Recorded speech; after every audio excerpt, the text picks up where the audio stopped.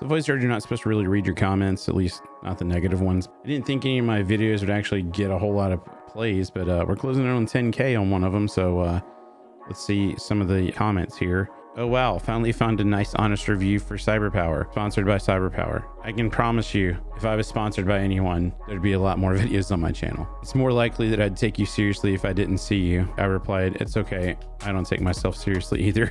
This is my favorite one though. I think a 16-year-old boy got stuck in your head. I just replied with, neat. Someone actually requested, hey, could you please make a video or share your GoXLR mic settings? Absolutely.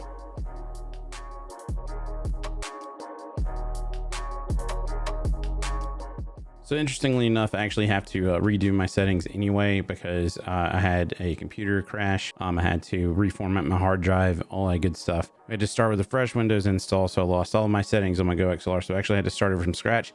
So I'm pretty used to this now. So we're actually just going to start from a blank preset and just build it from there, just like you're powering on your GoXLR for the very first time. Here you are in the GoXLR app. They actually just recently put out a firmware upgrade, so it may look a little different for you if you don't have the latest update. But this is my settings that I have right now. So, but like I said, we're going to actually start completely over from scratch. Just a thing of note: make sure that you got all your cables hooked up the right way.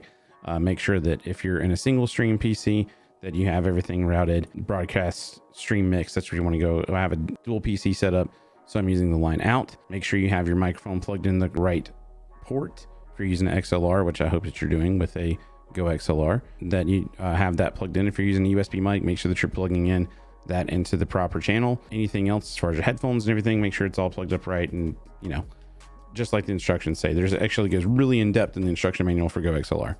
Okay, so here we go. You want to start fresh, you just click this option right here. It says create a new profile with default settings. We're going to create that. Default will ask you what you want to name it. We're just going to name this test. Yeah. Save it. Cool. So you can already tell there's a bit difference in the sound because for one, it's ducked. It's much quieter. I'm trying to like actually talk a little bit louder right now to try to compensate. You saw the lights changed, all that good stuff, because I had the light setting a certain way. Also, the channel strips, they've changed as well. First things first, we want to start with the microphone. So I have a Shure SM7B. You can actually look up whatever XLR microphone you have, and this is pretty much for any microphone. You can look up what the sensitivity is for your microphone. That's a good place to start with your gain. If you click this, so this window will come up, and this is just the raw input into the GoXLR. So you'll see this is jumping around. It says right here, clipping has occurred. Lower the microphone gain. So I know that mine is about like 57-ish, 50, 55, somewhere around there. It was actually pretty close to what it needed to be at, but you don't want it to get into this range. You want it to stay just right around green, like right around the middle of good. So 57 seems good. Now you're like, wait, it's still quiet. Well, that's probably from the compressor. Like a lot of pro audio guys have a hard time explaining what a compressor does. Anytime I've ever asked somebody, because I've wanted to like get really in depth with like how it actually works, the easiest way to sum this up is it makes loud things quiet and it makes quiet things loud. The whole point of a compressor is to make sure that your voice sounds even across. So if you get really excited during a game, like if you get a good headshot or something like that, you want it to not blow your viewers' eardrums out, but also whenever you're talking quieter or something like that, like if you're in team chat or something, you want it to be just nice and smooth all the way across. The one setting that I would say just make sure it stays constant is this 4:1 setting, but really and truly, you don't really need to do too much. You might want to adjust the makeup gain in after you do this setting. Here's the tip that I've been told many times over with a compressor. Start up here and you start pulling it down, and as soon as you hear like your voice get kind of quieter, that's about right, I think. Okay, so it's still quiet. So that's what I want to do is come in here and add this makeup gain. And I would recommend, because you're using your headphones, but also if you have OBS open, you want to make sure that you're doing that. You want to look at what the meter is hitting, and you want to hit right around somewhere in the yellow whenever you're speaking. So that sounds really good to me. Okay, so if I close that back down, so if I'm doing this, all this is doing is basically just making that compressor work harder. So I just know that I need to add that makeup gain to make it just a touch louder. I said touch really weird. That's it. Adjust it to where it makes your voice, your loud stuff quiet, your quiet stuff louder, and then just adjust the makeup gain as needed. So also de-esser. What the de-esser does is, you hear how hard that S sound is.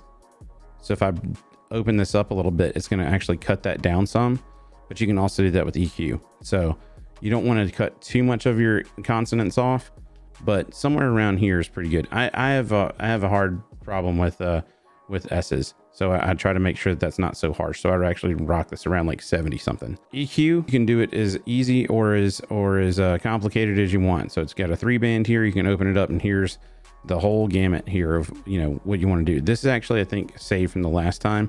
But if I were to put this flat, what I did was actually turn this down, because what it does is it picks up a lot of the room noise with that one. But this is something you just literally play around with your headphones. Play it back, record yourself and play it back and see if it, you know, what sounds good. My personal preference is I only use EQ to take frequencies out. I don't use it to add things in. It's just like I said, a personal preference. I don't like doing that because if you boost stuff, it gets really harsh. So you want to actually take stuff out. So especially in a room that's like, you know, a little bit liver, it's bouncing off of walls and things like that. Certain frequencies you want to take out, you can just pull those down. If you don't really know a whole lot about like audio frequencies and stuff like that, just play with this. It's the same thing that's like usually in your car or on a stereo or something like that, bass, mid, and treble. Play around with it, see what sounds good to you. Have your chat tell you, hey, how do I sound? Do I sound like Alvin and the Chipmunks? Do I sound like Barry White? We should probably change some stuff up. All right, and then gate. Gate is actually super important for me because sometimes I have like louder noises in my room or whatever, and then like I noticed some fans, you know, blowing a little harder. Sometimes it would pick that up. A gate is basically, it works just like the word implies, is it's just like a gate. Whenever something goes through it, it opens up. When it is done, it closes. So the threshold is like basically how loud something is to actually trigger the gate. Attenuation is how much is it going to duck it? How much is it going to actually pull it down whenever that happens? The attack is how fast it opens. The release is how fast it closes. If you turn this threshold way up, see how it just goes down a lot? That means it's ducking it a whole lot. So what you want to do is start pulling that down until you start hearing your voice very cleanly. If you're hearing stuff in the background, that means that it's actually your gate is too low. Your threshold is too low. You need to actually bump that up. So if I was still hearing reflections at -45, I need to actually go up some. -45 sounds pretty good. Attenuation. Like I said, the attenuation, if you have it at 0, it's not going to do anything. It basically just makes it to where it's not as hard. So, I mean, you kind of want to just do that to where it's like enough to cut out the background sounds, but enough to pick up your voice. Attack, you want it to be very fast. So what I do is I turn that pretty well down. If you do it up here, see, it doesn't sound like it's really doing anything. But if you bring it down right here, what it allows for is it picks up just like, it'll open at the like kind of like the peak of it. So then release is, if you release it really fast, it sounds very choppy. So you don't want to do that. What you want to do is see how you can still kind of hear maybe a little bit of the buzz in the background. So now if I bring it down super fast, it doesn't catch a lot of stuff unless I actually say something. So this can also help pick up with like breaths and things like that. Like, I mean, if you just heard me like sniff like that, it helps out with that too. The gate is, to me, the gate is what really separates. Gate and compression is really what separates good microphone audio with GoXLR. So I hope this helps setting up your GoXLR and getting the audio quality that you want. Appreciate the request. Just like always, if you have a request or a question, you want to talk about anything, just hit me up in the comments section. You can find me on Twitch right here. All my social media stuff's also in the description below. You can come there and ask me questions. Appreciate all the support, and we'll see you next time.